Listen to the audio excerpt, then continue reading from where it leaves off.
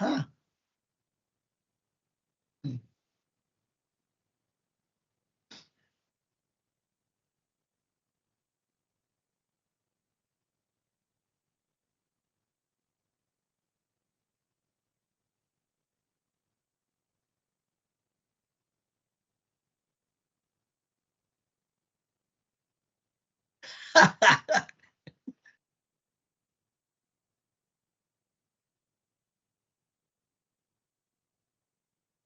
Yep.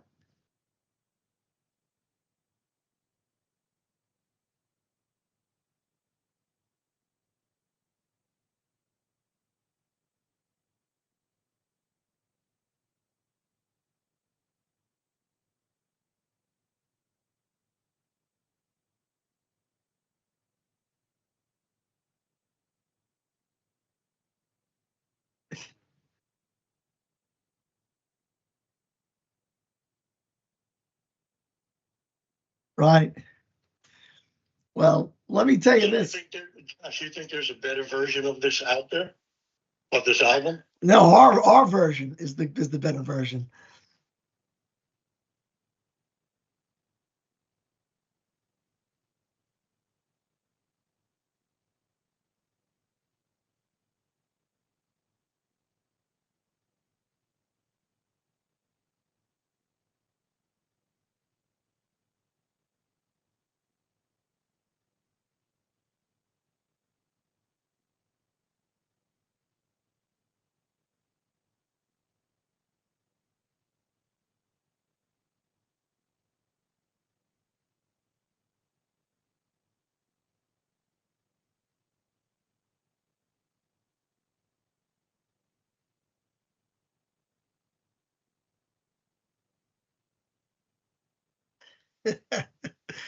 That's great. That's great. Well, I'm going to give you a little bit of, I'm going to fill in some blanks for you because this is pretty interesting.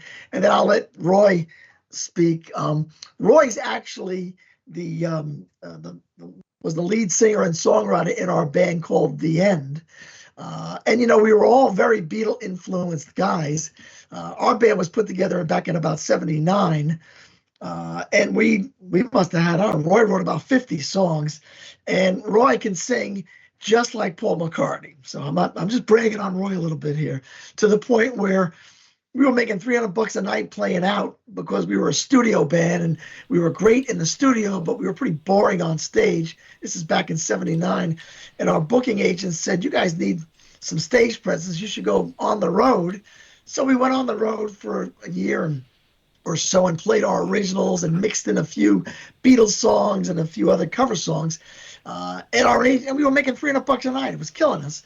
And our agent said, you guys do Beatles better than anybody I've ever heard. Why don't you guys do a Beatlemania show? And I guess '79, '80 is when the clone bands were big time.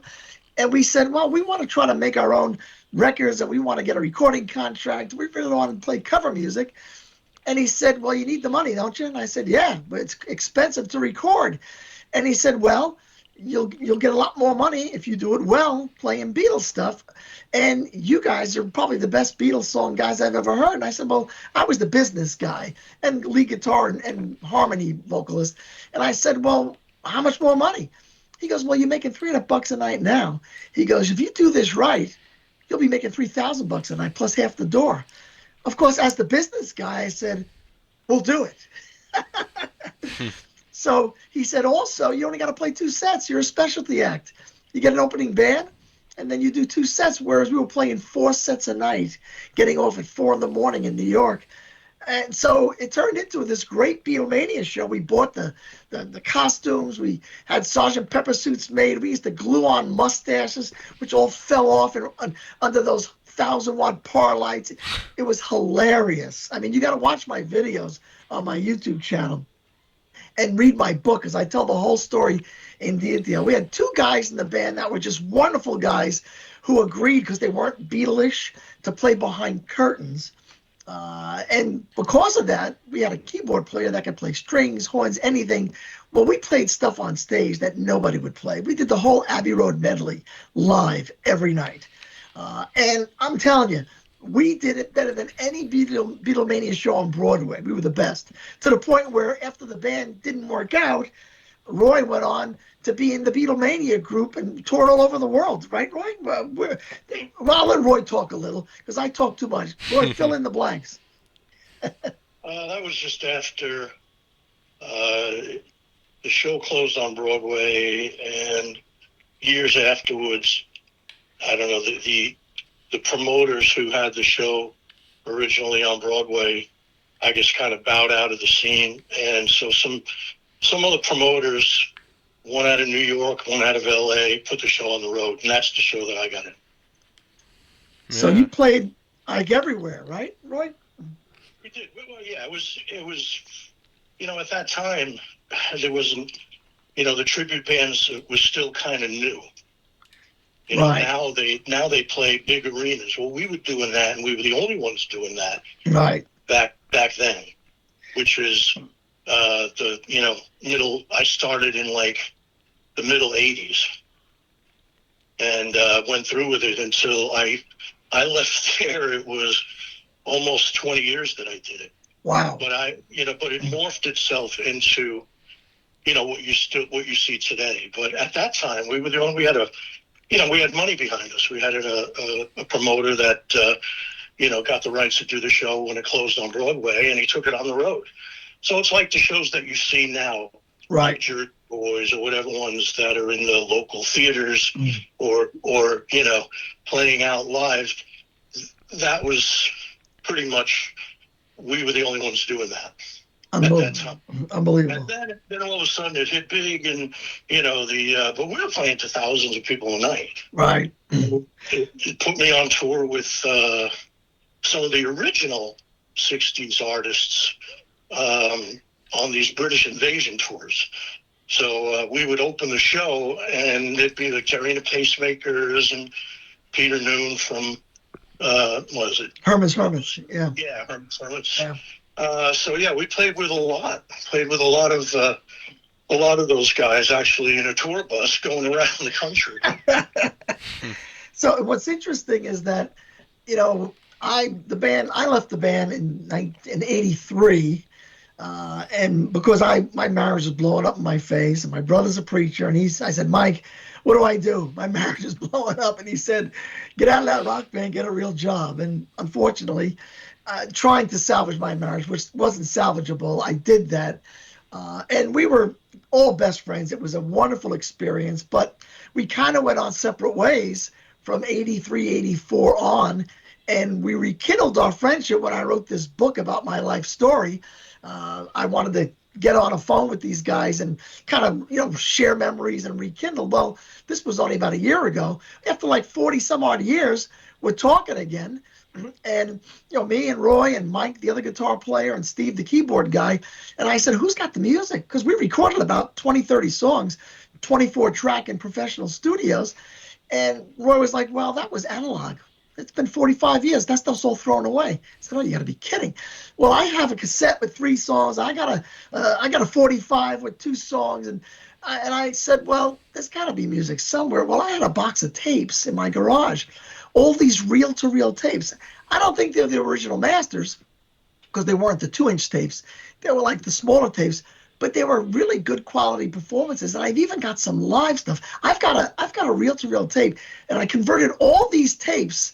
I sent them out to some guy in California who converted it all to digital. He digitized them all. And then I had a friend of mine kind of clean them up a little bit and kind of remaster them a little bit. And we released 20 of them on Spotify, Apple, thinking I'm an old guy, so I don't know how to do this stuff. I just hired people to do it. And I created little, you've seen them on my YouTube channel. I created like covers. I did all those covers on my cell phone by editing old photographs. I mean, it was just a lot of fun.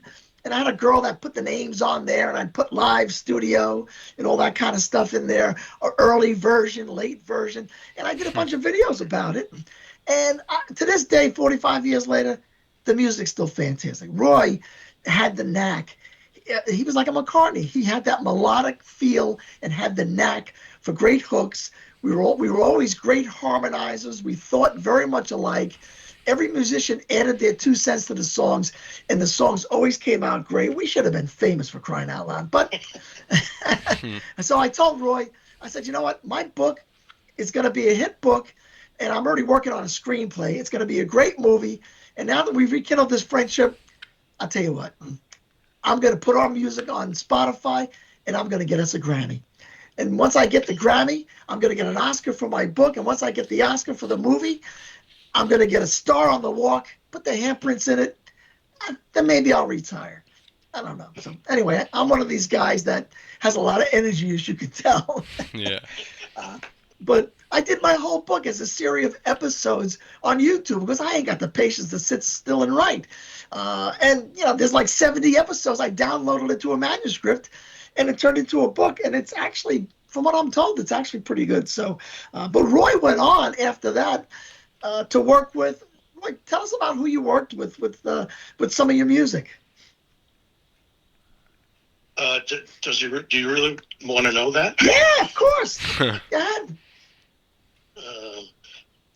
I was kind of fortunate enough where I had we were doing a show in Canada, in Toronto.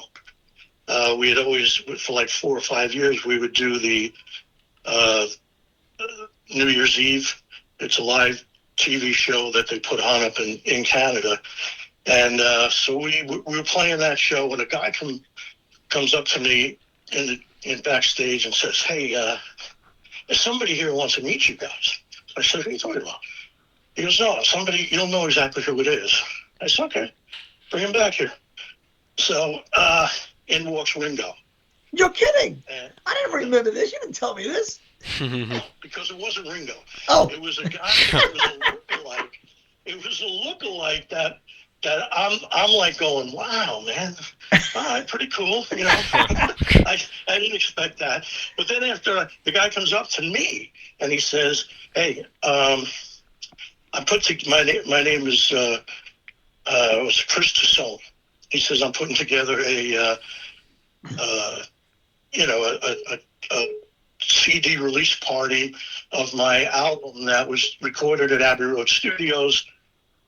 With produced by Ron Magnus, who Ron was a Grammy winner, Oscar winner. I think he wrote some stuff for Flashdance. He worked with McCartney.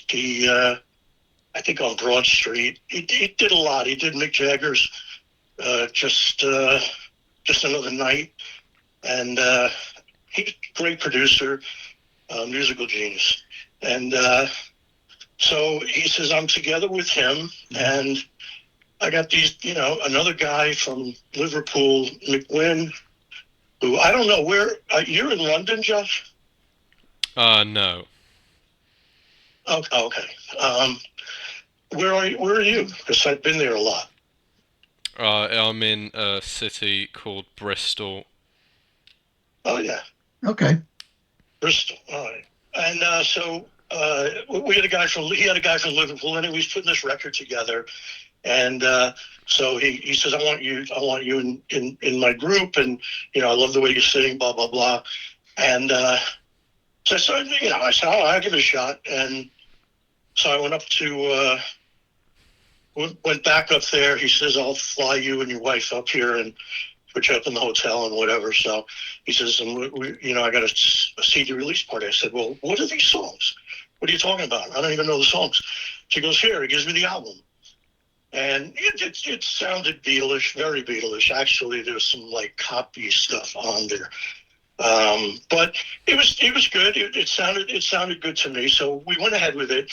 Anyway, make a long story short, that's where I met Ron Magnus. Right. Was when we went back up to do the CD release party. And Ron wasn't that crazy about the project after we got up there because, Ron had produced everything and he had no control over it. And the guy went and changed what the name of the album was going to be and what the group, the Wise Guys, was all about. So Ron and I had my tape recorder with me, and I've got some demos that I'm working on. And Ron said, man, these are good. These are you? I said, yeah. He goes, okay, here's what we do. We're going to ditch the Wise Guys thing here. He says, and you're going to fly back to London with me. I want to be your producer. I said, oh, okay, I like that. Now, what year was this, roughly? Okay. All right. Maybe 96, 97, somewhere up in the maybe upper 90s. So I went over there and we recorded a few songs, just me and Ron. Unbelievable guitar player, unbelievable musician, best musician I ever played with in my life. And so we had a couple of songs that we put together, and I came back and I got a call then saying, he said, oh, I played this to a couple of my friends, and one of them, John Entwistle, who was the bass player for The Who, he liked it, and he's like, I want to be on this. So I flew back, and we recorded a lot of the stuff at his castle, and we put an album together of. He liked the fact that I wrote what he said were really just good 3-minute rock pop songs. He said, but we got to do something different. He said, we need recognition. We need to. He goes, these songs have good potential. He goes, but they've been done. He says, so we have to, we have to do something different. So he came up with, he goes, I always wanted to wear my 10-gallon hat, my cowboy boots, and play in Nashville. He goes, so let's kind of think. So the more we thought about it, we came up with fusing British rock and roll to American country, which at that time, country was not what it is now. Country here now is rock and roll. Right. Unless you're really into the old Grand Ole Opry type of country. Yeah, that's like when every song sounds the same. I know that's not me, but so it was the hardest thing that they had there was Garth Brooks at the time. Right. So what was the name of that band? And because it was called the Pioneers because we had worked it out where we were going to have guest artists both live and on record, but we wouldn't tell the audience who was going to be the next guest artist. I see. So we already had some people that wanted to do it. So when was that released? What year? And it was released in the UK, right? No. It was released all over. Okay. We were first signed with Jaybird Records, which was Jay Barbieri, who used to be. He was with, I don't know, okay, maybe Capitol Records or Columbia Records, and he started his own label. And John Entwistle's band was on that label, so we signed with them. Didn't do anything with that. He didn't. So we then signed with Oasis, who then, at the time, actually had Oasis and as the band Oasis and Asia. Remember them? Yeah, of course. Asia, yeah. So we did that, and they had released the album to, not the album, some songs off the album to radio stations to test the market, to see if they would like it. In the meantime, our manager, we had gone down, made a couple of trips to Nashville, and we were going to play the Ryman Auditorium. We were going to introduce John Entwistle, who was a rock and roll Hall of Famer. And at that time, I had the group The Who was destroying stuff on stage. And these guys were the most out of control band at that time. Sure. And they, so he said, "Look, I got to do a short tour with the Who, and then we're going to put the show together, and we're going to play Nashville, and we're going to go on tour." So that was the plan. And then what happened? What happened? Then, this is why I still wear a button that says "Almost Famous." I got a phone call that John had passed away. Just like that. Well, he was in a hotel room, getting ready to do, to start that tour. I guess out in, I think it was Vegas, maybe, or somewhere. So that kind of pulled the rug out from under us because he was the one that they wanted. Of course. They thought that he would bring.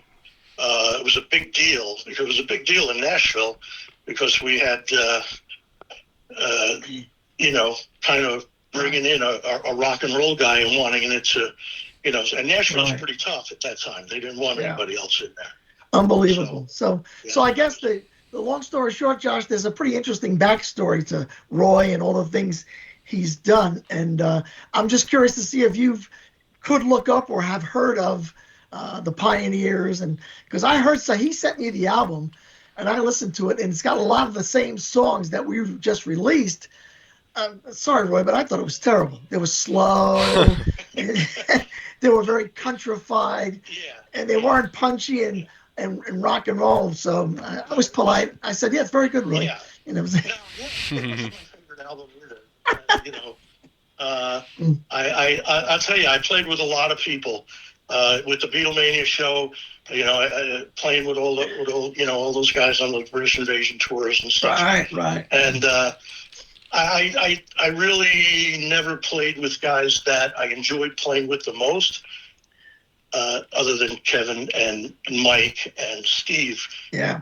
When we put together the end, because that was, Ron was an exception, John was always an exception, but for the most part, I think every one of those guys is really.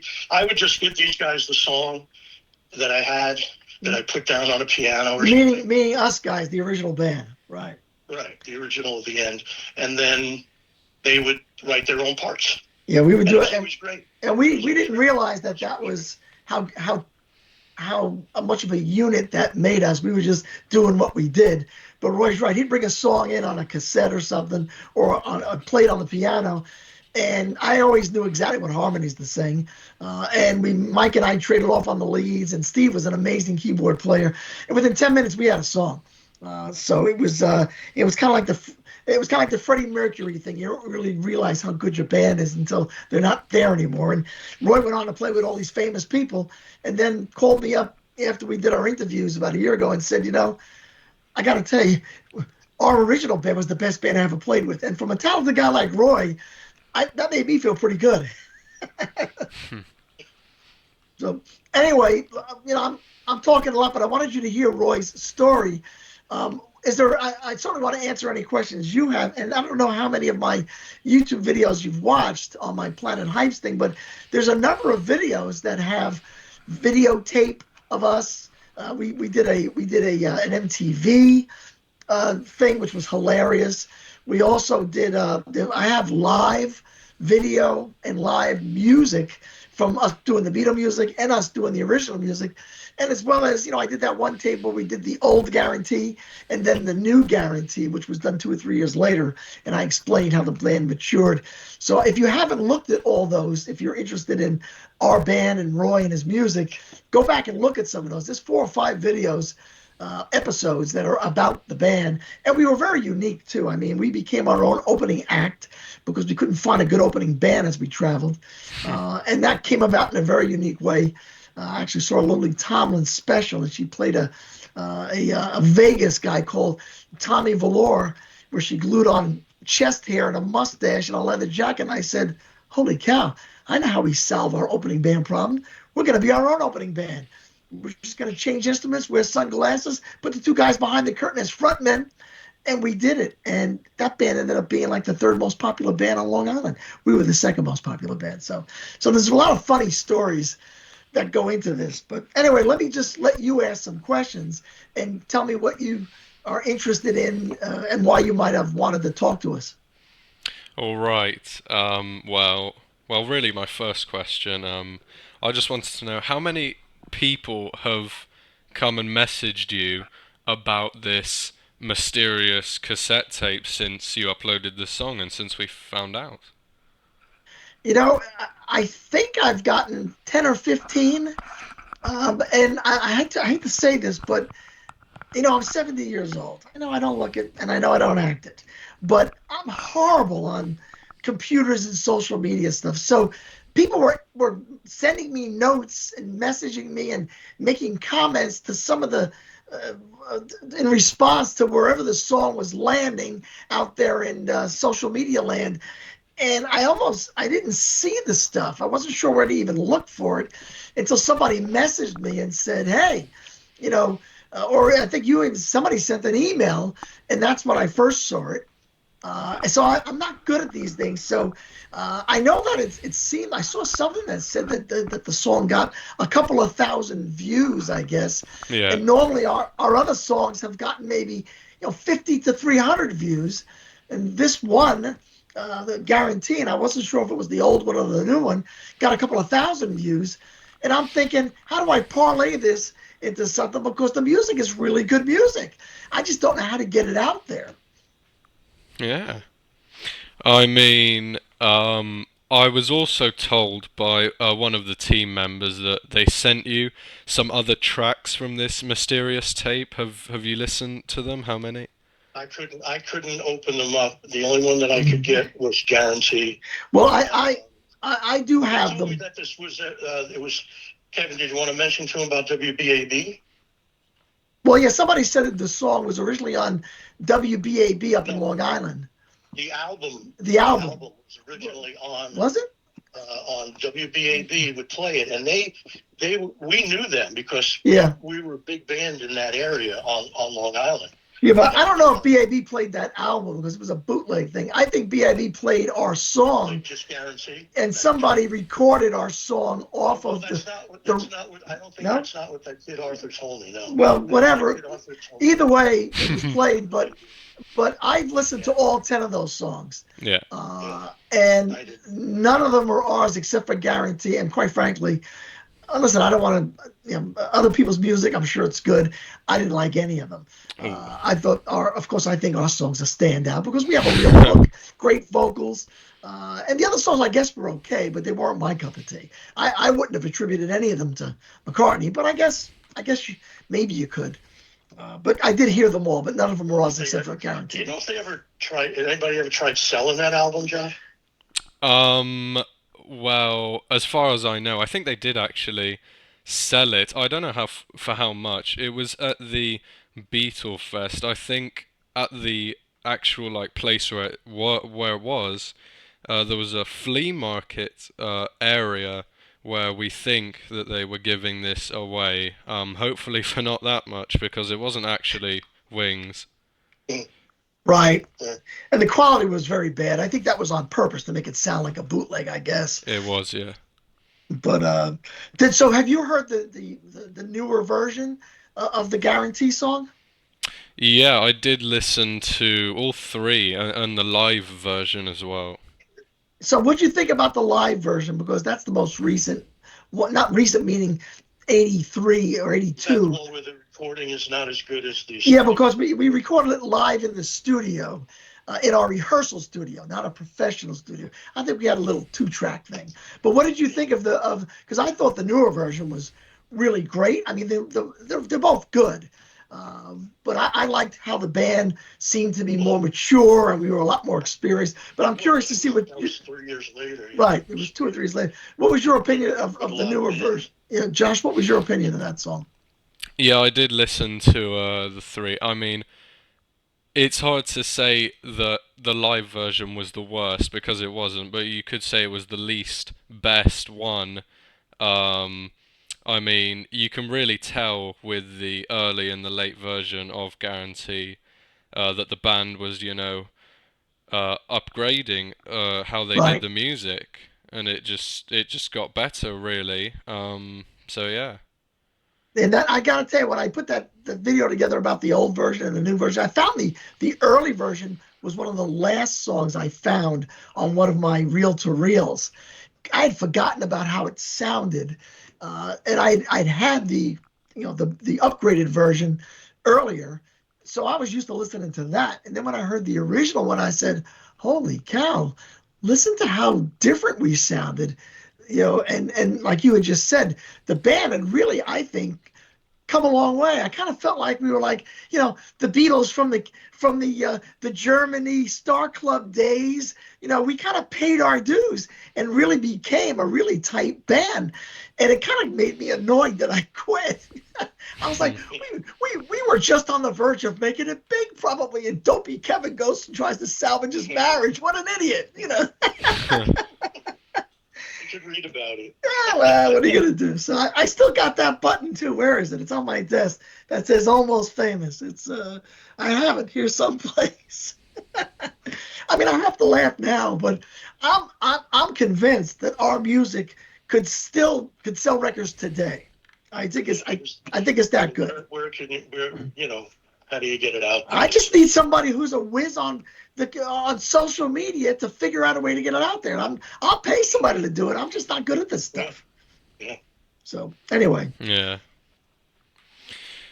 So Well, yeah, about the other 9 songs on this tape. I'm not sure how the other people asked you about this, but really the main thing we wanted to know if you recognized any other of the songs from any local musicians. that's a good question, but it would be back in the day, I guess. But I did not recognize any of the songs myself. But we were pretty self-focused back then. There was other bands around our time that were really good bands, I guess, that traveled, through the same club circuit, I'll say, that we did. But none of those songs rung a bell to me on any other original bands. I mean, the bands that were around when we were around were like Twisted Sister, The Good Rats, and those were guys that kind of made it. And then there was a few others. Billy Joel was doing. Oh yeah, but Billy Joel by then wasn't he? I think he. No, Billy Joel at that time was still in. He was still a rookie. I thought he was established, but maybe not. I don't know. No, I guess he was. That was. maybe. Blue Yeah. Hair was his first group out of Hicksville was Blue Hair, Okay. Yeah. and then And Blue Oyster Cult. We knew the guys from Blue Oyster Cult because our manager was a roadie for Blue Oyster Cult. He became our manager, and his brother was the sound man, George, for Blue Oyster Cult. Actually, Tony was the guitar and keyboard roadie for Rush. Oh, Rush, that's right. Tony was the roadie for Rush. He was our manager, but George, his brother, was the sound man for Blue Oyster Cult. And we met the guys from Blue Oyster Cult once or twice, and great guys, very talented. But we talked about us opening for them at some point. They used to go by this local name of Tender White Underbelly when they wanted to play incognito, but they were a little bit more rock and roll than we were. We were a little bit pop rock, so I don't know that we were an appropriate opening band. We never did open for them, but so we knew some of the bands that were. And Blue Oyster Cult was pretty well known back then, and so was Rush, I think, in 89 to 80. I mean, 79 to 83. I don't remember. Josh, I got a question for you. Yeah. How did you guys find out about this album? Well, yeah, ever since we found what do you mean, like your album or the tape? No, the bootleg album. Yeah. Yeah, so it was a guy named Randy on a website. He uploaded these tracks. His website was basically debunking these fake Beatles songs. And he uploaded this track, all 10 songs. Well, who's labeled? I take sort of I have a problem with that fake Beatles songs. Who came up with that? Well, they weren't known as fake Beatles songs at that time. They were known as outfakes, which is like an outtake, but a fake one. So, yeah, he was just there with his website to say, oh, look, there's this song, people say it's the Beatles, and it actually isn't, and he uploads it, and he says what it is. Okay. So how did he know they weren't Beatles songs? I know some of them. I saw the list of 10, and I saw that about 6 of them were officially accredited to somebody else and were officially debunked. And there's 3 or 4 now that are still kind of, we don't know who wrote them. But how do they know that they're for sure not Paul McCartney songs?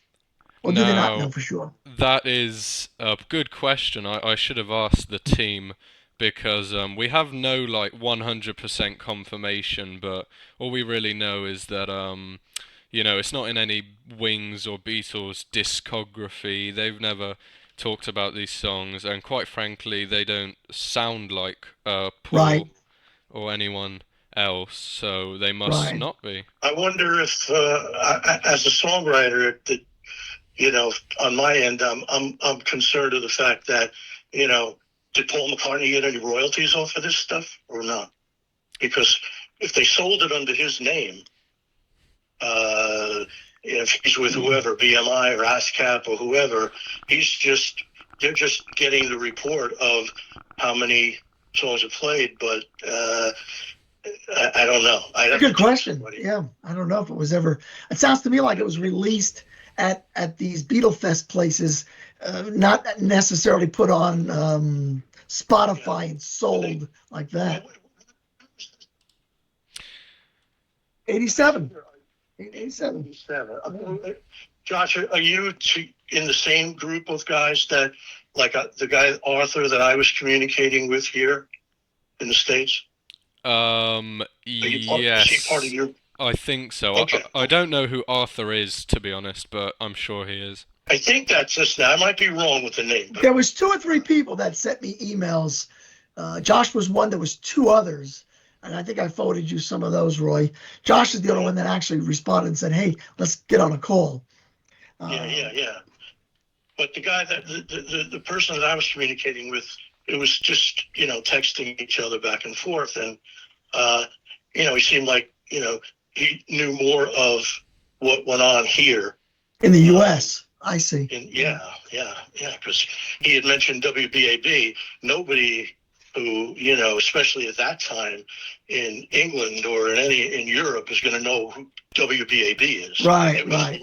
A local Long Island station from Babylon, Long Island. Right. But so I don't, and I know that this is how songwriters kind of lose a lot of money, and why Def Leppard put that big lawsuit in 25, 30, whatever many years ago it was, more than that, because songs now, they just get played. So, years ago, when you had to buy a tape, or you had to buy a record, or you had to buy a CD, or you heard the song on the radio. And when you bought it, the writers get paid for that, and, so when something goes out as a bootleg and it's going, and for people that don't know any better, they're just buying it because they think it's Paul McCartney. So it's going, oh, wow, I got a bootleg stuff of Paul McCartney stuff. They don't know any better. Right. So now they go and they pay for it. And this guy pockets the money. It's not like a retail store is selling it and they have to report it. And that's how the songwriter makes money. It's reported to ASCAP or BMI. But that's how songwriters get ripped off. And that's why I was asking, if anybody knows if this actually got sold. But if it's just at Beatles conventions, which I played hundreds of them. Yeah. At that time too, so that album was going around while I was playing most of these Beatles fests and Beatle conventions. And there's no way to track a sale from a convention, right? And there's no way. I mean, I even called BMI, but I don't know. He's had his own publishing company now for a long time. Well, you could probably hire an attorney to research that. Yeah, but for something like this. I don't know. No, I don't think so. Who knows? But anyway, so that was it. So Josh, is this this is like a hobby, I guess, for you, or, what do you do for a living? I mean, right now, I actually just go to school. There's no job attached to this. There's no money coming in. Right. I'm in the last year of, you could say, high school now. So it's getting a little stressful with the final exams in about 2 months now. So you're a high school kid? You sound like you're a lot older than that. Yeah. It must be that British accent thing. Yeah. Yeah, it just sounds like BBC radio back in the 50s. Yeah. Well, why don't you, since you got no job, why don't you take our 20 songs, figure out how to get it out there? We'll pay you a fee or something. I'm going to make you famous, dude. We're going to be famous eventually anyway. You might as well get on board. You don't want to get a real job. You don't want to get a real job. That sucks. I'm telling you, I've been there. Yeah. So I think what Roy was saying about the guy who messaged him, from what he said, I think I know who actually might have messaged him, but I'm not sure. I'll ask later. But whoever messaged you, Kevin, did they send you the songs with an MP3 file or a YouTube video? I think it was a YouTube video, and if you want, I don't know, do you have my phone number, right? Because this is I think I set this up myself. If you want to, because I'm lousy on the, if you want to text me, I can probably text you the file. I don't think it's that big. or email you the file. I could probably email it to you. Yeah. Somebody did send me something. I believe it was a YouTube video, and I was able to open it and listen to the songs. But I was sent 2 or 3 of them, and some of them I could not open it. I could only listen to the Guarantee song, but one of them allowed me to open it and I could hear all 10 songs. I'd be happy to get that to you. From what you've just said, it sounds like the people who gave that to you, they gave you some kind of fan-made compilation, because there's no like official full-length tape recording of it. It's just the 10 separate songs. I'm not sure why You're they right. did that. That was a bit silly of them. But I can email you the 10 songs separately, and I can give you the MP3 files as well if you Great. need Yeah, them. I'd love it. Yeah, Yeah, send it to me. I'd like to hear it. yeah. I mean, I Um, listen to them. They're nothing special, but maybe your quality's better than what I've been listening to. there were No problem. actually, yeah, three other songs other than Guarantee that we did find before this, luckily. We have Right. them in high quality, the normal quality that it went out, and not this junk quality. Oh, Well, I'd like to hear those. Now, maybe I have a better opinion of it. so And did you, I. and now I understand there's at least 3 left that nobody knows who the band is that made the songs, right? Or maybe 4. Yeah, we have. It's actually 6 that we don't know who made them, and it's really bad. Honestly, it is not a Yeah, good thing that we don't know this. yeah, yeah. Is that 6? Because I looked at a list it looked like they had picked. There was only 4 on the list I saw, but I'll send that to you. Maybe there's a few that you don't know about that somebody else found. Um, so I'm assuming you're a pretty big Beatle fan since Yeah. you're all involved in this, or are you just curious about this? I mean, I am quite a fan actually. You haven't seen my YouTube channel, but if you did, it's all Beatles. There's hundreds of videos on there. So what's the name of your channel? It's just actually my name as the username. It's Josh Garcia. Great. I'm gonna definitely check it out. And what I'll do is I will again, I'm not a techno guy. I'm not good at this, but I think I could probably email you individual video files because I have some stuff that's not on my YouTube channel. I've got about 25 Beatles songs that we did when we were doing the Beatlemania show that are a live recording, but in a club, but the quality's pretty good, and you'd really get to see how good we were as the Beatlemania show. We used to call our band the Mystery Tour. Oh, Uh, and we got a letter for that from somebody that we kind of ignored, but um, and they and the quality's not great, but it's good. And we actually had to hire a guy that wasn't in the band to play the John Lennon role because we didn't have a Lennon. I was George because I was the youngest guy in the band. I was shy on stage, and I couldn't fake the accent. Roy did a great McCartney, and it was a very McCartney heavy set because Roy could sing just like Paul McCartney. The guy that played Lennon was actually pretty good. He was a friend of ours that worked at the agency that booked us, and he was pretty funny on stage. So he was pretty good on, just to get the crowds going, kind of thing. But 2 of the other band members played behind curtains. Those poor guys, and I got so many stories of the curtains falling down. The keyboard player with a beer in his hand and a butt in his mouth. I mean, it's. You got to watch the videos. It's hilarious. But I'll send you a couple of individual songs of us playing live Beatles songs, and I think you'll say, "Holy cow, these guys were good!" And it's live, and yeah. we sound very good. I mean, Roy sang "Long Tall Sally." I think he sang it better than McCartney. I gotta tell you, he would punch he could do the screams, he could punch that stuff out. The guy was just an amazing McCartney. He's why I joined the band. I was no idiot. I was a mediocre guitar player, but I was a business guy, and I said, these guys are good. I'm jumping on Roy's coattails. And we ended up becoming very good friends, and it worked out great because Roy was the musical genius. Listen, I was a good musician and a great vocalist, but I was focused on running the band and getting us a recording contract. And it was a great we were very united because he didn't want to deal with the business. He wanted me to do that, and I loved the music, but he overruled me on music. And it was just actually his brother paid me to get into the band.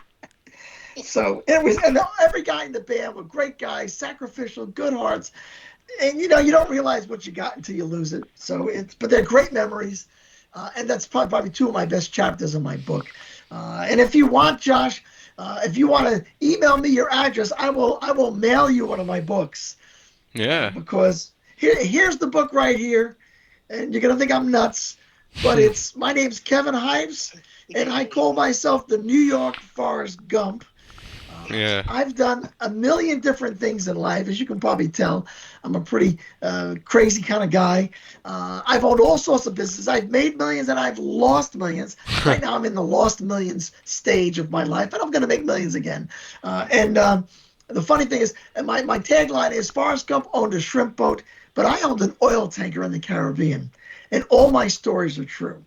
And I've got a producer out in LA who said, she read the book and she said, we're doing a movie and we're probably going to do a Netflix series because the stories are great.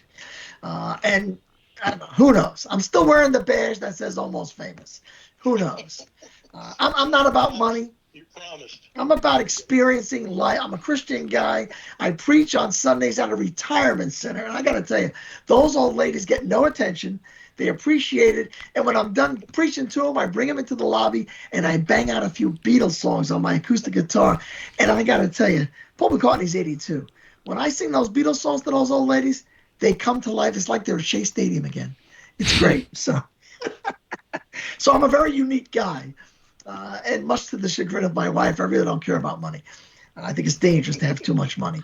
But I'm trying to make Roy some money somehow with this whole thing. Anyway, so if you text me your address, I'll mail you a book.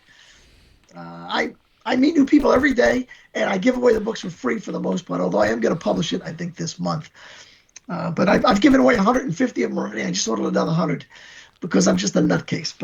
But when it comes to Beatle music, I'm a big Beatle fan. My kids are big Beatle fans. Roy, of course, big Beatles fan.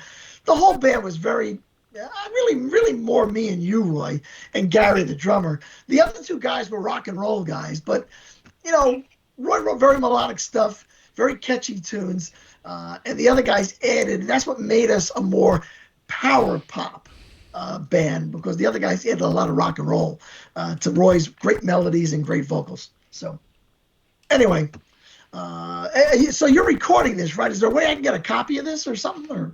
Oh, I will. What I'll do is I'll upload it to YouTube, and if I can, I'll send you the original footage to you as well.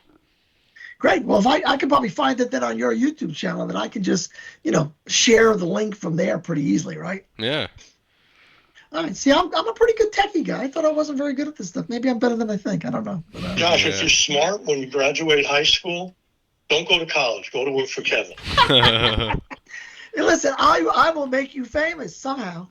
I haven't decided. I still don't know what I want to be when I grow up. I'm 70 years old. He's a really good businessman, Josh. I'm telling you. I'm actually a real estate broker by trade. Big friends with Kevin. You want to know me? I'm a great guy to have a beer with. I really am. But I limit myself at 2 beers. Like I said, I'm a Christian guy. I became a Christian at 30 years old after I left the band. Oh yeah, my stories were the old. Back in the rock and roll days, I was not a Christian guy, but my brother's a preacher. He finally corralled me and said, and shared the gospel with me, and I was like, holy cow. So now I spend my time expanding the kingdom of God. But I'm sure when I go to heaven, I'll be playing Beatles songs somewhere, or at least having fun singing along. But real estate mogul, Josh, I'm telling you, I am coattails and go for it. I am a real estate broker and developer. I've got some great projects that are going to make me millions, and every time I tell that to my wife, and she looks at me like, yeah, I'll believe it when I see the money in the bank. I do have property worth millions, but I haven't sold them yet. I'm working on it. But I have a lot of fun in life, and like I said, I'm not really interested in money. But listen, I'm no dummy. I make sure my my bills are paid and my wife's taken care of. I got 3 kids and they're all on their own. So now I'm just having fun with this social media stuff. I just got to figure out how to promote my book. Josh, do you know anybody who is like a social media Whiz? Yeah.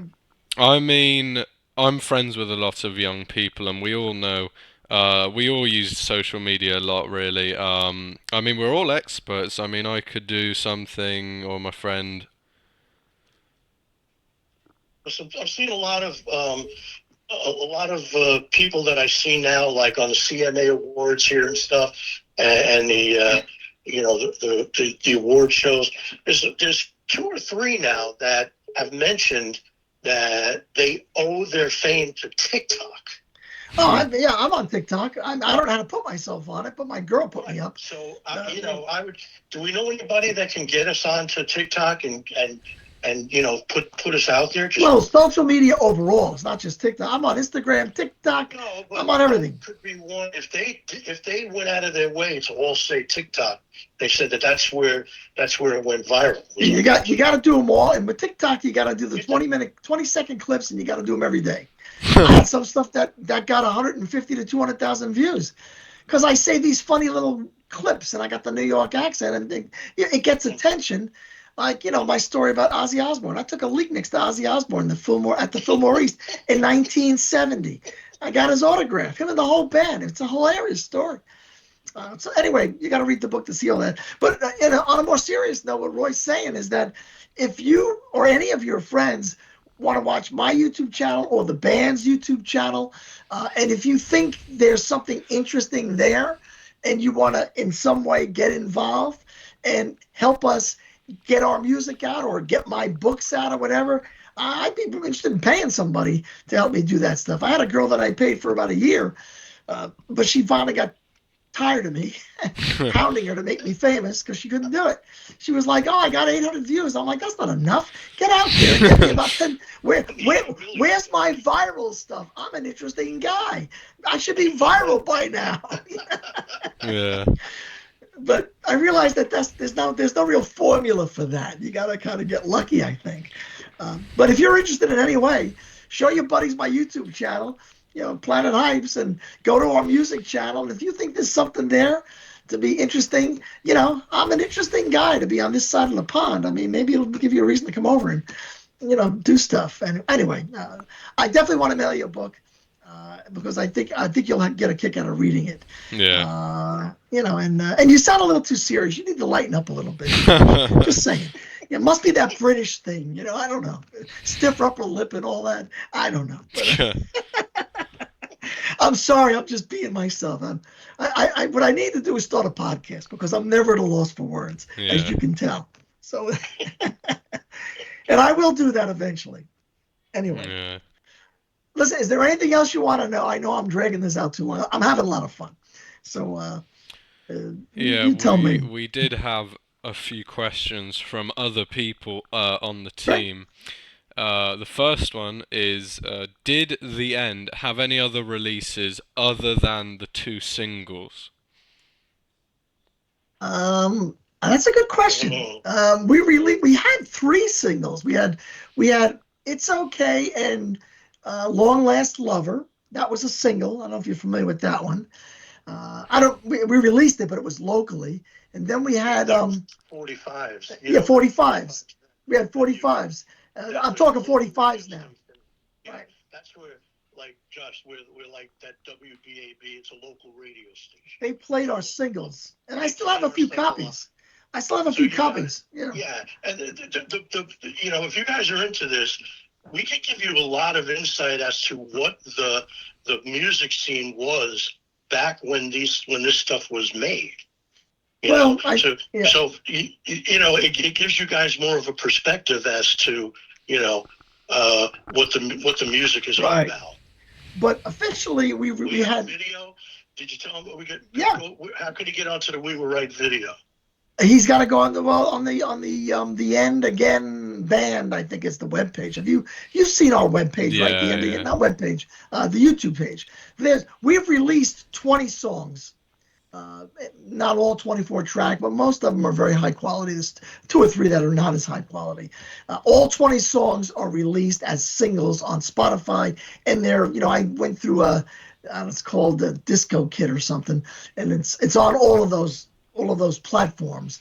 But as far as singles go, we actually made 3 singles.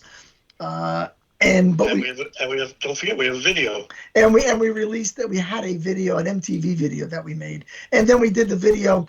I had a friend of mine do a video for "We Were Right," which we think is a great song. It's about the end of the world and atomic bombs.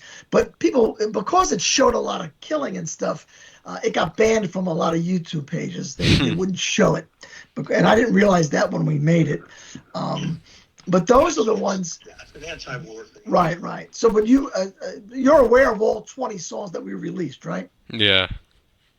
Okay, so those are all the ones that we have now. Roy's written a ton of other stuff, but we don't have it on 24 track recording. And then I've got well, you know what? I've got 4 or 5 others of our originals that are on a live tape that we played at a club that are not one of those 20 songs. We got my song, that I wrote a song, and we've got 4 or 5 other songs. Now, they're not high quality. We'll have to talk about that. Yeah, Roy doesn't like releasing these that aren't perfect. But I think anybody that likes our music would love to hear anything we do. So we'll talk about that. I'll let you have my song. I thought it was a hit single. Roy used to bug me all the time to write songs and to sing. But I was a shy kid, and I hated my voice. I sound like a mafia guy, and Roy had such a beautiful voice, and he said, "No, Kevin, your voice is unique." I got like a Bryan Adams voice. Of course, then I didn't know that. So I never sang lead. I sang 2 or 3. What did I sing? "I Me Mine," and I used to sing "You Really Got Me" in the 50s in the opening show, which was kind of fun. And then my song. I sang like 3 songs. What an idiot. But I was very shy. I wasn't confident back then. And it was hard to stand next to Roy and sing. He had like the perfect voice. Josh, curious? What's your opinion of those songs? I mean, you said they sounded like the Beatles. They did. They were very good, actually. I might have to save them on an MP3 file to listen to it later. Uh-huh. Yeah, please. There's 20 of them, and they're all very good songs. Like I said, there's 1 or 2. One, "Looking for the Answer," is actually "Money Won't Get You Love." "Looking for the Answer" was an early version of "Money Won't Get You Love," which was one of our better songs that we wrote. And we actually added, remember, it was Dave Dashing, our engineer, that helped Roy write the hook for that song. "Looking for the Answer" was just not complete. And then in the studio, we wrote the hook and recorded it as "Money Won't Get You Love," which was the hook to the song. But it's really "Looking for the Answer" without a very good hook. It's very interesting. And it was also the video. It was the video, yeah. It was the professional video we made, which we made by a college student at Hofstra University. And then they got me. They interviewed me, and I looked about 12. I was about 25, and I was all serious. Well, first we're going to open for some big bands, and then we're going to look for a soundtrack for a movie. And I was all Mr. Serious Business guy. I looked like a punk. I looked about 12 years old. It's funny. It's very funny. But and that's why you got to sort through the videos on my Planet Hypes video, because you'll see 4 or 5 of those videos that are about the band. You'll see these clips. It's hilarious. It really is. So anyway, but I appreciate you liking the music, because I always thought it was great music. I know it's great music. It's just that it doesn't matter if it's great music. You got to have somebody that gets behind you. Even the Beatles, even Brian Epstein had to buy the first 8,000 records of Please Please Me to make it go anywhere. We didn't have the money, so we couldn't do stuff like that. Yeah. Anyway, so what are the other questions? Any other questions? They said, what artists were your main inspiration? Well, Roy and I are probably a little different in that. Yeah, we're different here. For me, it was, of course, Beatles, when I was younger. But as a guitar player, I was always big on Cream, Clapton, Allman Brothers. Grand Funk Railroad was one of my all-time favorite bands when I was a kid, 1970. that Going Home album was fantastic. And you know what? They don't get any credit. There were Mark Farner was a great. Granted, he used the fuzz box, but I thought he wrote great stuff, and I thought he had a great voice, and he was amazing on stage. But they were one of my favorite bands back in the day. But I was a rock and roll guitar player. Although I loved Beatle music, it wasn't cool to play Beatle music in the mid '70s. It was all about playing Allman Brothers and Eric Clapton and Cream, Derek and the Dominoes, and 10 years after Mountain. Those were my bands, back then. But vocally, the Beatles were always the best, and I know exactly why. Lennon and McCartney vocals. I always thought Paul McCartney was the best vocalist, but it was years later that I realized Lennon. I mean, when you listen to Lennon's voice, he has such a crisp vocal voice. He hit notes right on target. And so did McCartney too, but Lennon could do those low harmonies that other bands didn't have. That's why songs like If I Fell and stuff like that had such dynamic harmonies, because Lennon had the low harmony. And when Paul McCartney went off on his own and did Wings, he should have picked a guy with a Lennon voice. He didn't. And it was never as good. Never as good. The Lennon-McCartney thing, it was the low Lennon voice that made the Lennon-McCartney harmonies powerful. And the perfect example is If I Fell. It's that simple. I don't know why. I should be millionaire. I know everything. I don't get it. But why, Roy? How come I'm not famous? I don't get it. But it's true when you think about it. It wasn't until later in life that I realized how good Lennon's voice was. And of course, his songs were a lot more interesting. But I was always a McCartney fan because I had a high voice. Roy and I used to play live. And I did the George stuff. I was George. But when we would sing two on a mic and Roy screaming McCartney parts 5 nights a week on the road, it really was like the Germany trips for us. When he would lose his voice, and I didn't sing many leads, and I had a higher voice than Roy, so I almost always sang the McCartney parts on these vocals. And when he had to do a high McCartney scream or something, we were two on a mic, he'd say, switch. And I would immediately sing the McCartney part, and he'd sing the George Harrison part. And because I wanted to save his voice, and we could do it on a split second, I never realized how special that was to be able to flip a switch and switch harmonies on stage live and pull it off every night. Remember, Roy? You used to look at me and say, switch, and I'd sing his part.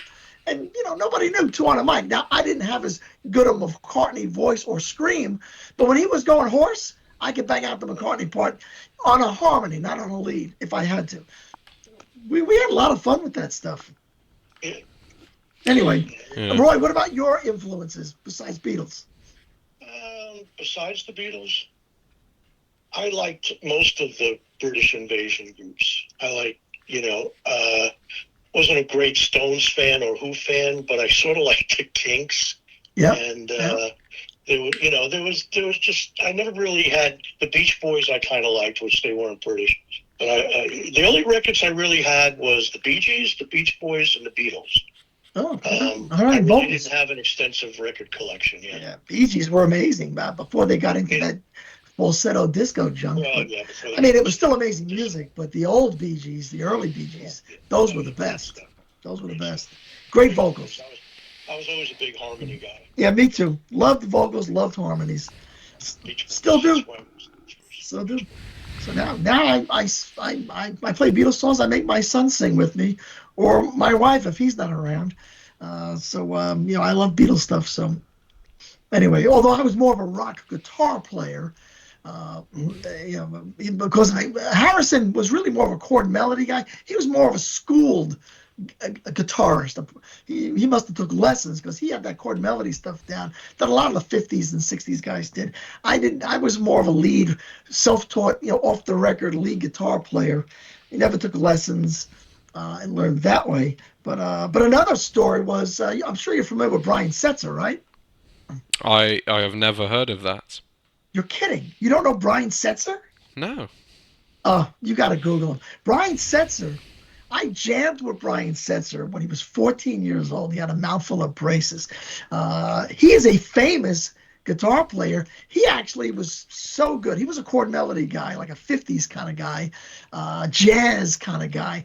And he could not, he ended up doing like rockabilly. And when I had long, he was a rock and roll guy. He was doing rockabilly. He was 3 or 4 years younger than me. And we all said, what happened to Brian? He turned into this weirdo, started wearing leather jackets, doing this rockabilly stuff. Josh will know. He's, how old are you, Josh? He's a kid. He's like 18, 16. Right? 16, holy cow. Sounds just like George Harrison. He's 16. I can't believe it. But 16, but Brian Setzer, Google Brian Setzer. Brian left America back in, I guess it was maybe 80, 81, and went to England with a rockabilly band called the Stray Cats. They had a stand-up bass and a guy that stood over a snare drum, and Brian was an amazing guitar player and a great vocalist, and they banged out these rockabilly stores. He made it in the UK first as the Stray Cats with a song called Stray Cats Strut, I think it was called, and then Rock This Town is one of his bigger hits. Then he came back to America and became famous here. And I'm amazed you don't know him because he became famous there first. He's only 16. He's not. Yeah, but the guy's amazing talent. Well, I jammed with him when he was nobody. And now he's famous. He's like 60 something now. But Josh, what's your interest in music? Well, really, I mean, I've tried to listen to other bands, like my friends listen to, and they listen to the worst music in history, to be honest. I can only listen to the Beatles. I do own a few vinyls of them. Yeah. Well, then you'll love our stuff because we are, if anything, we sounded too Beatley, we were told, for 1979. You know, if Roy was making it happen 10 years earlier, you know, we'd have been famous. But in 79, 80, New Wave was coming in. You know, Elvis Costello became hot. You know, real good rock and roll. I don't mean heavy metal so much because I was never really a big heavy metal fan, but real good rock and roll peaked kind of with Boston and then Queen. And after that, it was Elvis Costello and all this 50s garbage. You know, he knows those. You know those bands, right? Which band? Queen and Boston. Yeah. No, that was the peak of rock and roll, in my opinion. Late 70s, Boston and Queen, and then it kind of went backwards to Elvis Costello. It was like going back to the 50s, and then it started all over again. You know, like, you know, music's cyclical, and then then it became the Police and all these other great bands, but not the kind of rock and roll that I really liked. But we were a little too Beatles-ish, we were told by many people. Great music. We were always told we were one of the best sounding bands, great vocals, best vocal bands, but we sounded too Beatles. That's what we were always told. And in 1979, that doesn't get you a recording contract. So there you go. Almost. Any other questions? Do you have any other questions, Joe?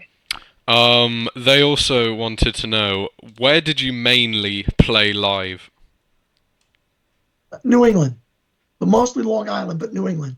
All over Long Island, Connecticut, Massachusetts, Maine, New Jersey, Rhode Island, Pennsylvania, but mostly New York and Long Island. Because when we did the Beatlemania show, although we made a lot more money, you couldn't play the same club every weekend. You had to move around and come back every 6 months. So we did a lot of traveling. And Josh, the clubs were big then. You know, it's not like clubs now that you might be used to. I don't know in England, but here, clubs, it's mainly for drinking. There's very few live clubs anymore. You know, where you go and see a band and they're just there to see the band and, you know, all that. Yeah, we played in front of a couple of hundred to a couple of thousand, depending on the club. So, but we were playing, you know, it was like I said, total different atmosphere than what you would know now. As to, you know, what the music scene is. So, because back then it was, the club scene was big by way of bands and stuff like that. So you were like locally famous, and that's what, like, these radio stations like WBAB and those other ones, they promoted local bands because they were a local radio station. But Yeah. now you wouldn't hear. It's not like, the only ones you know of, like because of the Beatles or the Stones or the Who, because they were world famous. Right. But right. there was always locally famous bands. Some of them made it to some level, others made it right to the top, like Right. Springsteen, Simon and Garfunkel. So now, but today, the music industry is different. Well, it's all online now, so you don't have to play live, although there are live clubs. Well, no, they You do. know, Yeah, yeah. no, concerts are huge now. Yeah. But yeah, so do you like any of the music of today, Josh? Well, I've listened to the songs that my friends listen to, which is like 2020s music, and the style they do is absolutely horrible. It's not good. It's not Can you original. give me an example? Do you know any of the names of the groups or the artists, the singers or whatever? There is this guy as an example called KSI, and he made a song. I think it was like 1 or 2 years ago, and he was publicly ridiculed because the song was awful. It was a disaster. Well, well, and we don't listen. I know there's a lot of stuff out there today, and of course, kids' tastes are different. Because you enjoy Beatles, like us, you're not going to like anything that's out there today, just like we don't. But we're old guys. We're not supposed to like anything out there today. I'm a little bit curious as to how you developed a taste for Beatles and almost only Beatles. Yeah, that's what I wanted to know. What he liked in music. Well, who turned you on to Beatles? Yeah, I think it was the end of last year, actually. I'm not sure. My friend, I think this is where it started. My friend dressed up as John Lennon from the Sgt. Pepper's album for, I think it was in like New Year's Eve or Yep. Christmas. And I thought, like, oh yeah, the Beatles, I remember them, but I don't really listen to the music. So then I went back and listened to the music, and I just kept going through the songs, and it really just kept getting better and better from then. Yeah. Right. Yeah, we used to wear those uniforms on stage. We had a maid, and it was hilarious. It was a lot of fun actually, but and it was a lot of work. It wasn't easy. You don't make any money. I mean, very little money. We paid ourselves like $75 each a week. Most of us were living back at home. Our parents thought we were losers. And most of the money went into studio work or buying new equipment and that kind of stuff. So, but it was interesting. Yeah, that was fun though. It was. It was a lot of fun. But I was the youngest guy in the band. I was 27, 28 by the time we quit, 29, and these guys were in their early 30s. That's pretty late in life to not have a real job. I guess I got into real estate because real estate's pretty simple. Good with people, good with numbers. And I'm real good with people, and I'm real good with numbers. So I never went to college. I never had to, fortunately. But I should have. So any other questions? They also wanted to know, were there any local bands back in the 70s in Long Island or that played on the radio that most people, the mainstream, would never have heard about? Their music just never got out there. Well, the ones I mentioned before, like the Good Rats, they were pretty good. They were popular back in the 70s. They had a few records, but they kind of made it, but not really. Twisted Sister, people might know them, but they were a local band. They might have been late 70s, early 80s. I can't think of any other acts off the top of my head, Roy. Do you know any? No, not really. I know other than Zebra had a record contract. They were one that landed a record contract, but not a big one. It wasn't Yeah. There was nobody that really stands out to me because I wasn't really interested in what they were playing. It wasn't. Yeah. And that's probably why we got left behind.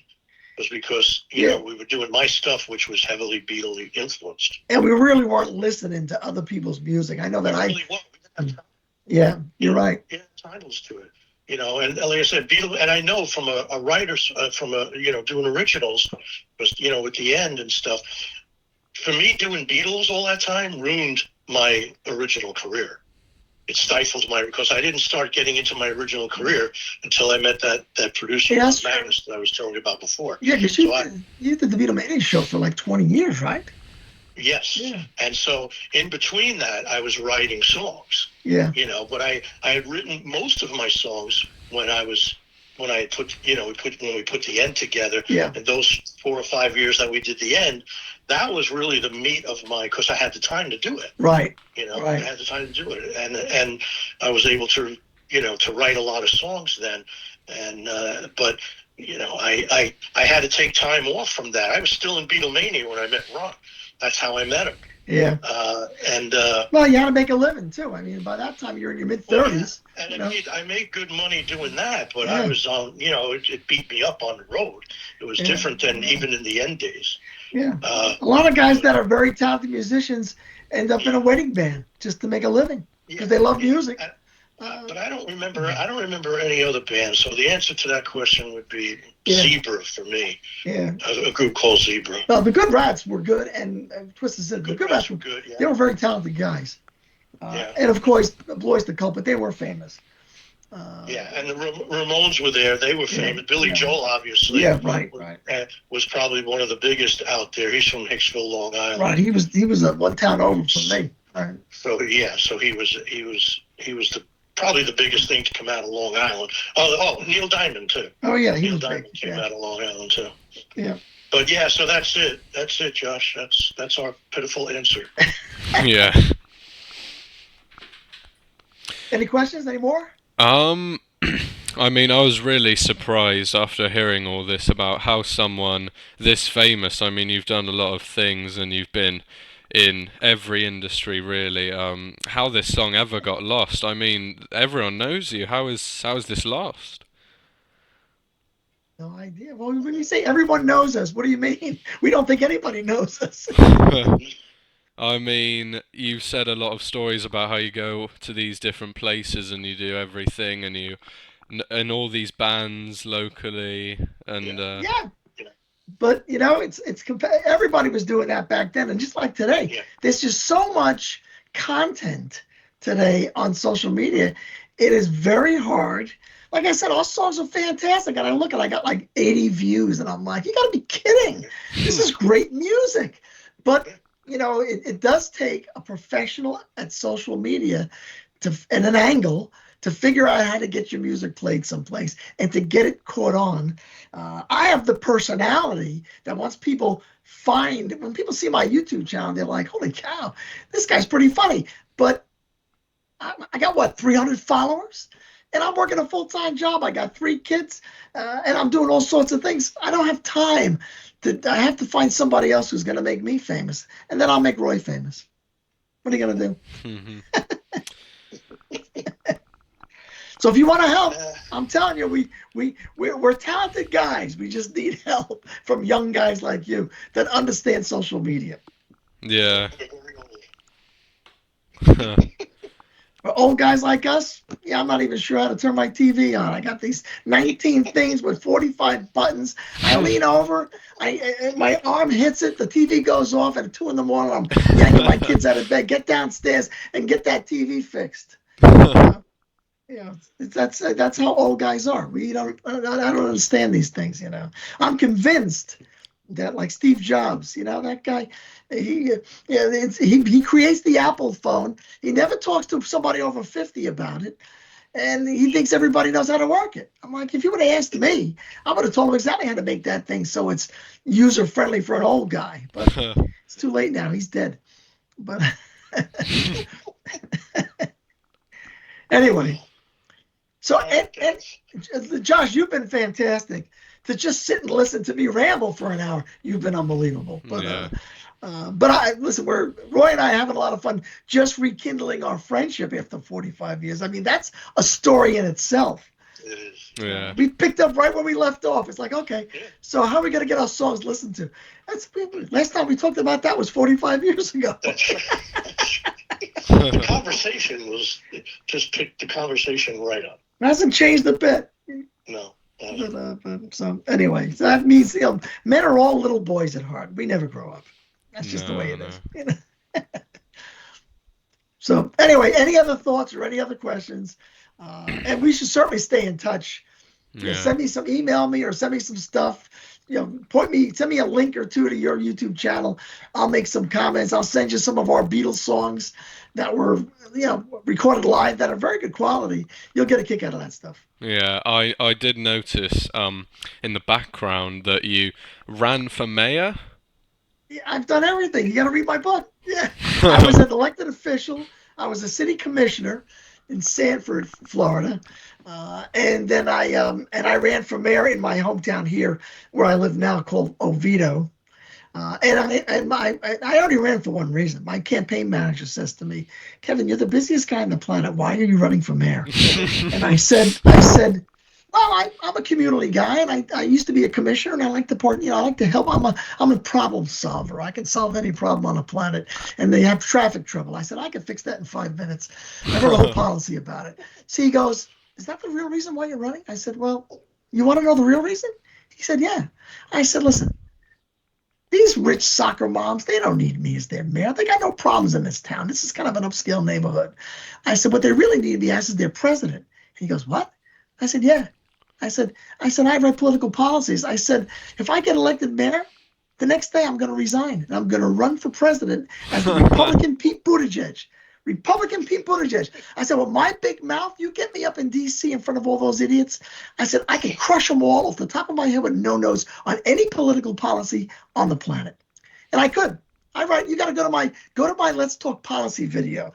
No one's ever said what I say. I can solve any problem out there. And he goes, "You're serious?" I said, "Yeah, I'm serious." And he goes, don't say that on the campaign trail, Kevin. And I said, "I'm an honest guy. If some old lady asks me, I'm going to tell her exactly." Nobody ever asked, but I didn't get elected, so I couldn't. I'm too old to go up the ladder. I got to go right to the top. Listen, I wrote a Russia policy back in 2016. I overnighted it to Trump. I even bought a stamp that said "top secret," and I stamped it in red ink, and I overnighted it to Trump, his kids, to everybody. FedEx, 2016. And I said, "You're going to get elected. Here's the policy to handle Russia." I know exactly how to handle Russia. And Trump knows how to too, but he needs to call me. He never called me, that idiot. When I get him, I'm a New York guy. He will listen to me. In 5 minutes, he'll hire me to run his foreign policy. I think his name is Elon Musk. I think he beat you to it. Elon's great. No, but Elon doesn't know how to handle Russia. Only Trump does. But the problem is Trump doesn't know how to articulate it. I know exactly how to articulate it. Right. Yeah. I wrote all sorts of World War II books. I'm an expert on World War II, and I've negotiated with every foreign chucklehead on the planet in real estate. And I know exactly how to handle foreign people. And it's not easy how to handle foreign people in negotiations. I know how to do it. Make sure you give Kevin your address and read that book. Read the book. Well, just watch the videos. Yeah. Arab Israeli thing, I can solve that in 10 minutes. Watch my video. Read the book, Josh. I will. Anyway, I'm going on and on. I apologize. I know I sound very narcissistic, but I'm really not. I'm a pretty humble guy. Well, I'm working on it. He's being very modest, Josh. I'm working on it. Don't go to college, Josh. No, don't say that, Dan. Everybody needs to go to college. Not me, but everybody else. My son watches my videos, and now he won't go to college. I learned nothing in college, Josh. No, well, if you learned nothing in college. Listen, if you wanna learn a specific trade, attorney, accountant, college is good. For everything else, it's one big party. That's all it is. Everybody knows that. It's ridiculous. They didn't teach me anything other. When you go for a job, that's where you learn how to do the job. Listen, when I finally quit the band, my brother got me a job with a millionaire real estate developer. That's how I got in real estate. That's how he got me out of the band. And I was in an office with a suit and tie all of a sudden, and I was totally intimidated because these were all Harvard grads, and they're running around. And I tell you, after about a couple of weeks, I started figuring out this computer. I started doing stuff on spreadsheets. I was a real numbers guy. I was creating all these great, pro formas and stuff like that. And I used to have these guys crowding around me trying to figure out what I was doing. And then I realized, I said, you know what? These guys know a lot more about college football and a lot more about golf than I do. I said, but they're not any smarter than me. As a matter of fact, I think I'm smarter than most of them. That's when I realized college don't make you smart. No, it doesn't. I didn't know. Kevin is a very creative guy, and he's a thinker. But as far as, like, what's the angle on this, and how can I do this better, and how can I make this work for me? I'm an entrepreneur. I'm an out-of-the-box entrepreneur kind of guy. But those guys take a lot of risk, and that's why I've made a lot of money, and I've lost a lot of money. That's why I said, Josh, don't go to college. Yeah, but not everybody's like me, fortunately. Yeah. You'll see I'm right, Josh. You got to get his parents mad at him. My son read my book, and now he won't go to college. He thinks he's me. I'm like, dude. You sound like you're about 30 years old, man. You do. Do you have a girlfriend? No. You don't, Rob. No. That's a good thing. That's a good thing. Josh, come over here, work for Kevin, and have yourself a good time. Well, Josh, I'm telling you, handle my social media, handle my web. Our music's great, and I can sell anybody anything if you get me in front of them. So I tell you, my book is gonna be a movie or a screenplay or a now the girl wants to make it a series because I got so many different stories. I've done so many different things. She's like, I don't know how to narrow this down to a movie. She said, let's make it a series. I said, go ahead, make it a series. Let's go. She's working on the screenplay. I don't know. Maybe it'll be a series. Maybe it won't. The New York Forrest Gump. And somebody said, you can't use that name. Forrest Gump's protected. Paramount Pictures owns it. I said, I know.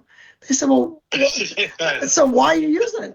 I said, because I'm hoping Paramount Pictures sues me. That's how I'm going to get to the table to get them to do the movie. Right, you see what I'm saying? Kevin is a very creative guy. Everybody's like, that's a great idea. He may wind up in jail one day, but he's very creative. It'll just be another chapter for the book. That's it. Well, go watch the oil tanker chapter in the book. That's one of my best chapters. Yeah, that's a good one. One of the best chapters. It's great. He owned an oil tanker. That's what I'm saying, Josh. I lost more money on that than any other venture, but it's the best chapter. It's the best chapter. I lost $250,000 on that. My poor wife, but it's the best chapter in my book. My poor wife. And I'm sure he went to bed the night before he lost that money. That he was saying, this is it, my ticket to paradise, I'm going to be a multimillionaire. Yeah. Oh, no, I was going to be, I had myself under palm trees, on a hammock, with like natives feeding me grapes and fanning me. I had the whole plan. It didn't happen. Got to read the chapter. Didn't happen. But it came close, though. We actually made some money, but things changed. Yeah. Chavez, the communist dictator, tried to steal our ship out of Venezuela. It's a hilarious, it's a true story. It's true. Yeah, but so read the chapter. Watch all my videos. You got nothing to do all day. 16 years old. Watch all my videos. You'll see. Yeah. Yeah, I got lots of stuff back there. I got our record. Isn't our record back there someplace? Yeah. Our singles are back there. Yeah, I got our singles back there. Anyway. All right. Any other questions, Johnson? I don't want to keep you too long. I think I only had one more question, actually. Okay. I don't know. I don't remember where I got this information, but someone somewhere had told me that you were planning to repress the original records that you made. You know, I would if I thought it made sense and I could somehow sell them. I mean, there are a lot of people who collect. I've had people from Japan especially call me and say, can you mail me a copy of that record? Because they like records from like one-off or from odd places, and it's good music. So I would repress them. As a matter of fact, I thought about repressing them and putting them in my book as a single that goes out with the book. But then people said, well, nobody uses records anymore. I mean, some people do, but then, so I might. We haven't done it, but I did look into it. But up until now, I wanted to get them out there first in the music world. And now that the 20 songs are out there, I'd have no problem pressing records. I mean, I got the money to press a couple thousand records, but I just wouldn't know what to do with them at this point. Maybe I should press a couple thousand, and you couldn't fit a 45 in the book. But there's a reduced. I thought about it, but it's too big. But there are reduced records you can get that are like pliable, almost like thin plastic, almost Flexi paper disc. actually, that you could put in the back of a book. Maybe I'll do that. I'm glad you brought that up. I might just do that. I mean, the book's not all about the band, but the band is a big part of the book. So, but no, we have not pressed them. But if you can create enough demand, you get Brian Epstein's great grandson to offer to buy 10,000 of them, and I'll print them. Yeah. That's the only way it's going to be. Listen, I thought about buying 7,000 of my own books just to make it a bestseller. Josh, well, I got a question for you. What's your favorite Beatles song? Oh, I mean, I've thought of this before to try and narrow it down, but It's not easy. It's not easy. no. I mean, I'll give you the top three. Wait is one of them, definitely. Wow, I like Uh, that. Excellent. Thank You Girl was a good Yeah. one as well. Yeah. Yeah. Yeah. I Sounds like mean, you like the earlier stuff. yeah. I think Nowhere Man was pretty good as well. Great harmonies, Nowhere Man. Yeah, and that guitar in Nowhere Man. Wow, it just is really crisp. Yeah. That little guitar thing he does there. So, wow. Yeah, almost every song is a favorite Beatles song. It's very hard to pick. Yeah. Very hard to pick. I like If I Fell because of those harmonies. It's just they're just so powerful. Definitely one of my favorite songs. And This Boy, great harmony. I like the harmonies. And in the later stuff, of course, I like like While My Guitar Gently Weaves. I mean, Harrison really started writing some good stuff. It goes to show you that it's an art that if you're determined, if you've got skill, you don't got to be a genius, but you got to work at it. And Harrison, man, very hard for him to write songs. He was just intimidated and overwhelmed and wasn't part of the team, but he stuck with it. And by the end, he was writing some great music. He just was. Yeah. Hey, Josh, if you want to hear something really good, go on YouTube and go to Paul McCartney's live version of Please Please Me, I'll Get You, I Will, and the slow one that he used to do, Till It Was You. Wow, yeah. Phenomenal. His band is the band that he's had for the last 20 years or 25 years. These guys are phenomenal. Yeah, so they do he does his own version of Please Please Me and I'll Get You, and he rocks it out. Really good. Nah, man, listen, you gotta check that out. McCartney's stuff was fantastic, but he should have had a guy that could sing the low harmony like Lennon. I don't know why he didn't realize that. It just ticks me off, because Wings could have been unbelievable if he had somebody to sing that Lennon harmony, and he didn't. He's got his wife in there, and he's got the other guy who's got a mediocre voice, and McCartney's voice is up front all the time. Yeah. That's not the Lennon-McCartney blend. That's what he needed. Yeah. When I get him, I'm going to give him a lecture too. Yeah, I know he didn't do good, so maybe. Yeah, he did great, but he needed that Lennon. If we'd have had the Lennon-McCartney sound for another 20 years, that would have been amazing. Yeah. What are you gonna do? All right. All right. Any other last thoughts, Josh?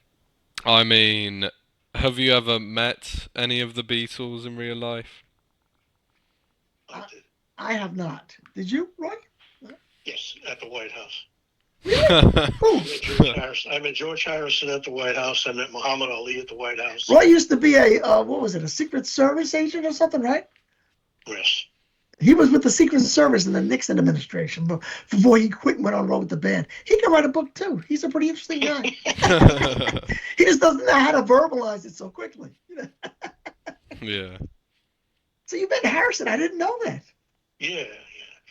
So what was that like? I mean, was he just like, was he boring George? He didn't talk to me. He didn't talk to me. That sounds like George. I just shook his hand as he walked in the door. Very cool. Very cool. Yeah. Well, actually, it was when Ford was president. Steve Ford's, which was President Ford's son. Yeah. If his parents would go out of town or whatever, he'd have parties in the White House. And you had to protect that punk, right? Yeah. Secret Service is in the White House 24/7, obviously. I love it. So then we, these guys would come in and it'd be a party, but they're not talking to Secret Service; they're talking to others. Yeah. But he came with Ravi Shankar, and Really? You wrote Ravi Shankar? Wow. yeah, came in with Ravi Shankar. Muhammad Ali was there. He was a pisser. Yeah. He takes off his tuxedo, throws it in the corners, and just give me a T-shirt and a pair of jeans. I love it. That's great. Oh yeah, he was great. That's Yeah. it. So yeah, I met George Harrison. Wow, very cool. Very cool. Yeah. All right. Well, Josh, make sure you send me a link or something to this interview. And I have your name, so I know I can go find you on your YouTube channel. You have his email and all that? Yeah, we have his email, because I think you should have it too, right? I think I forwarded you somewhat. He said so. Let's stay in touch. I mean, I don't want to distract you from your schoolwork and all that. Yeah. But what are you gonna be, like a doctor or something?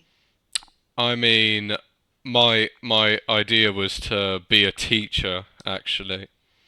wow, very cool. I think that's What kind of teacher? I mean, we'll have to see what happens in college. I guess I'll have to go there, and I was thinking maybe like science or English. wow, very cool. I think that's admirable. Yeah, Yeah, very that's listen, we need good teachers, pal. So Yeah. so you don't play an instrument, I guess, or do you? I used to about 5 years ago. Okay. So what made you quit? What kind of instrument? It was the trombone. I mean, I played it Okay. in the, I guess you could say middle school band. Okay. And that went nowhere. It wasn't really that fun, to be honest. No, well, high school, mid school bands, everybody plays something on those. But Yeah, he was 11 years old when he was playing the trombone. I played the violin when I was in third grade. My mother runs me into the school. This was in grade school, third grade. And she says, "You're going to play an instrument." Back then, whatever your parents said, you did. You had no say. You had no say. So I said, all right. So I'm sitting in the music room. This is one of my book chapters. I don't remember which chapter, 15, 16. And I'm sitting there, and there's all these instruments hanging on the wall. And I'm looking around, the music teacher's there, and my mother goes, "Which one do you want to play?" And I'm looking around. Well, this is when the Beatles first came out. I was in third grade. And I even had a pair of Beatle boots. I was a Beatle guy then. And I saw the violin on the wall, and it looked like Paul McCartney's Humphrey bass. So I said, "I want to play that." And the guy gets it down, and I'm playing it like a guitar. And he goes, no. You got to put it under your chin. And he's making me put it under my chin. And I'm like, no, that's not how you play the guitar. Well, I got signed up to play the stupid violin. And I had no idea that violin was only something that girls played in third grade. The boys played the brass instruments, trombones, bugles. So I'm carrying the stupid violin case home, a skinny kid with Beatle boots. I got beat up every day on the way home from school. Oh my goodness. Because I was playing. By the time I got into junior high, I quit the violin. I wish I knew how to play it, because it was like I got beat up. But I have to tell you this though. I was in the orchestra, and I was like the third best violinist. I wasn't that good, but I was good enough. And I remember the music teacher coming up to me saying, "Mr. Hypes, you're playing, but you're not turning the pages." And I said, "Well, I don't look at the book." I said, and she goes, "How are you playing the songs?" I said, "Well, I memorized the melodies. It's a lot easier." And she was like, "What? You memorized every song?" I said, "Yeah, it's really easy." She was blown away that I didn't have to read the music. Of course, I never learned how to read music, because that took discipline and study, which is something I would never do. But I naturally, by ear, can easily figure out play the parts. And once I heard it 2 or 3 times, I could play the whole song. So I never looked at I had the book closed through the whole time. So I don't know. Did that make me some sort of musical genius? I guess not. I'm still not famous, but true story. It's in the videos. Watch that video. It's a good video. Hurry up and get famous, will you? All right, listen, Josh, I guess we're gonna let you go unless you have any last questions. I just wanted to know, what time is it for you right now? It is 6:14 p.m. over here. Uh, So it must be about 1 in the morning for you or something. 11. Right? 11? it's 11 o'clock. 10. 10. It's not past your bedtime yet. So you Oh, this 5 hours. Yeah. yeah, 6:15 p.m. I work out of my house, as you can see, and I own my own real estate company, so I kind of do what I want all day. And Roy's like 3 years older than me, so he's like pretty old. He's probably sitting on a rocking chair someplace on his front porch. Yes, exactly. Josh, you sound like a great kid. You sound like a Yeah. great kid. I really appreciate you taking an interest. You feel free to email me, text me, call me. I'm a 24/7 guy. I really don't sleep at night. Yeah. I have a separate bedroom at 70. Your wife likes to have her own space. She likes it pitch black and dead silent. And for me, I got to have the TV on, the news on, 15 channels going. I got popcorn, to keep my marriage, I had to get out of that bedroom. And I snore, which is horrible. Oh, jeez. But I'm very happily married. My wife's a wonderful person, but she's completely opposite of me. Yeah. Completely opposite. And that's how God works it out sometime.